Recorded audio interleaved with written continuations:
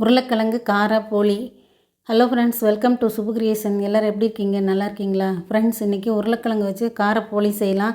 Friends, இந்த video பாருங்கள். உங்களுக்கு பிடிச்சதுன்னா செஞ்சு பாருங்கள். எப்படி இருக்குன்னு கமெண்ட்ஸ் பண்ணுங்கள்.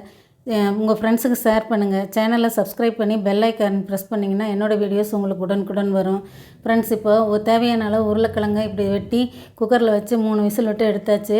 மேல் மாவுக்கு மைதா 1/4 கிலோ எடுத்து வச்சுருக்கு. அதுக்கு தேவையான அளவு உப்பு ஒரு 1/2 ஸ்பூன் போட்டாச்சு. ஒரு 1/4 ஸ்பூன் மஞ்சப்பொடி சேர்த்திட்டு கொஞ்சம் 1 ஸ்பூன் எண்ணெய் இதை நல்லா கலந்துட்டு தண்ணி ஊற்றி இது போல் நல்லா சாஃப்டாக பிசைஞ்சு வச்சுக்கணும்.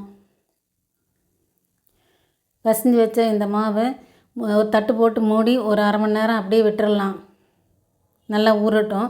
அதுக்கு உள்ளே வைக்கிறதுக்கு நம்ம ஸ்டஃபிங் ரெடி பண்ணணும். இதுக்கு வெங்காயம், பச்சை மிளகா, கருவேப்பிலை, கொத்தமல்லி எல்லாம் அரிஞ்சு வச்சுருக்கு. ஒரு கடாயில் எண்ணெய் ஊற்றி கடுகு சேர்த்துருக்கு.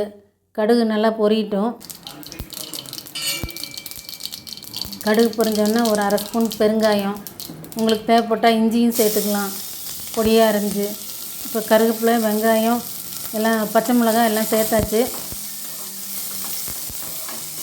நல்லா வதக்கிக்கலாம்.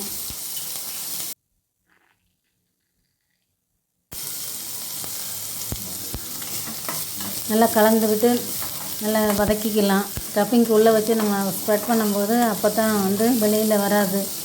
நல்லா வேகணும் இது. ஃப்ரெண்ட்ஸ், இது ரொம்ப நல்லாயிருக்கு. எல்லாருக்கும் பிடிச்சமானதாக இருக்குது. நீங்களும் செஞ்சு பாருங்கள். எப்படி இருக்குன்னு கமெண்ட்ஸ் பண்ணுங்கள். பாருங்கள், நல்லா வெந்துருச்சு. இப்போ உருளைக்கிழங்கு தோல் உரித்து மசிச்சு வச்சுருக்கு. அதில் நம்ம இந்த வெங்காயம் வதக்குனதை போட்டுக்கலாம். போட்டுட்டு இதுக்கு மேலே ஒரு 1/2 ஸ்பூன் உப்பு, மாவில் உருளைக்கிழங்கு உப்பு போட்டு வேக வைக்கல, அதனால் ஒரு 1/2 ஸ்பூன் உப்பு, அதே போல் ஒரு 1/4 டீஸ்பூன் மஞ்சப்பொடி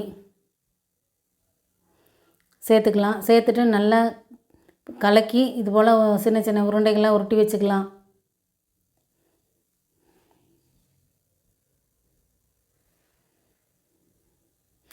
தவாவை அடுப்பில் வச்சு நல்லா சூடாகட்டும். இது போல் எடுத்து வச்சுட்டு நம்ம ஊறின மைதா மாவை எடுத்து ஒரு நெல்லிக்காய் சைஸ் எடுத்து ஒரு எண்ணெய் தடவின பிளாஸ்டிக் ஷீட்டோ இல்லை வாழை இலையிலையோ இது போல் வச்சு நம்ம கையில் ஸ்ப்ரெட் பண்ணணும். இப்படி அமுத்தி ஸ்ப்ரெட் பண்ணிவிட்டு அந்த நம்ம உருட்டி வச்ச உருண்டையை நடுப்பில் வச்சு கொழுக்கட்டையெல்லாம் செய்கிற மாதிரி, சப்பாத்தி ஸ்டஃப்டு சப்பாத்தி செய்கிற மாதிரி நம்ம இது போல் நல்லா க்ளோஸ் பண்ணிக்கலாம்.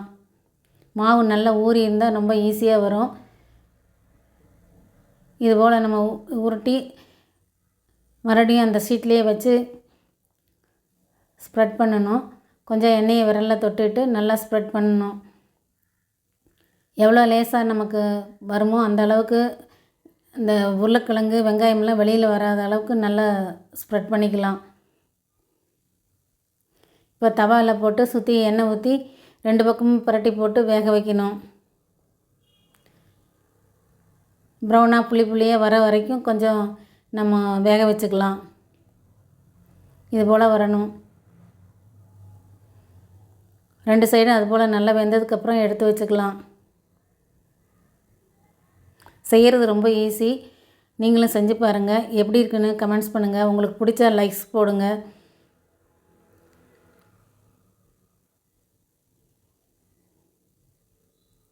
இன்னொன்று செஞ்சு இதே போல் நம்ம சுட்டு எடுக்கலாம்.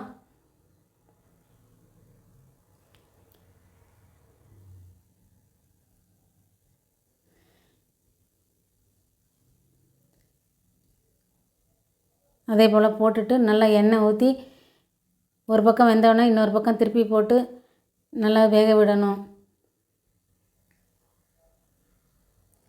நல்லா சுற்றி எண்ணெய் ஊற்றிக்கலாம். சும்மா கொஞ்சம் ஒரு 1/4 டீஸ்பூன் ஊற்றினா போதும். ரொம்ப எண்ணெயெல்லாம் வேண்டியதில்லை. நல்லா டேஸ்டான காரப்போளி ரெடி ஆகிடும். இதுக்கு தொட்டு சாப்பிடலாம் ஒன்றும் தேவையில்லை. ஆனாலும் வேணும்னா சாஸ் தொட்டுக்கலாம், இல்லைன்னா கெச்சப் தொட்டுக்கலாம். இதை ஒரு பிளேட்டுக்கு மாற்றிடலாம். ஃப்ரெண்ட்ஸ், நீங்களும் செஞ்சு பாருங்கள். எப்படி இருக்குன்னு கமெண்ட்ஸ் பண்ணுங்கள். சேனலை சப்ஸ்கிரைப் பண்ண மறந்துடாதீங்க ஃப்ரெண்ட்ஸ். தேங்க்யூ ஃபார் வாட்சிங்.